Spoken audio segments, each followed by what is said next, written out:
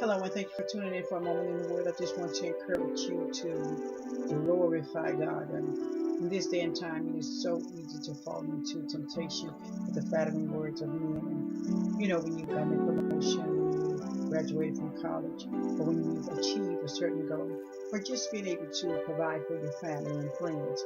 After all, you worked hard for it and you deserve it. And the accolades that are coming your way are yours for the taking.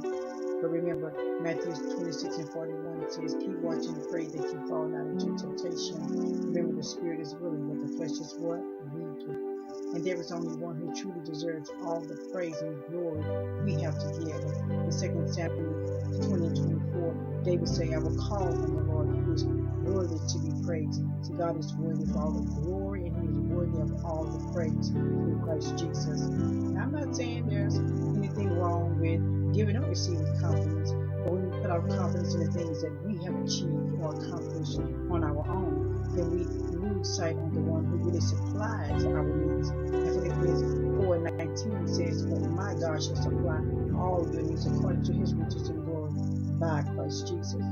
Today's word is, if you find yourself getting caught up in the accolades and the praises surrounding the Christmas holidays, remember, God, he should be glorified for everything he has done, for everything he is doing, and for everything he is going to do in your life.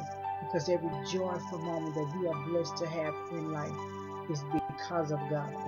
See, James 1 and 17 says, every good, every perfect gift is from above and coming from the Father of lights.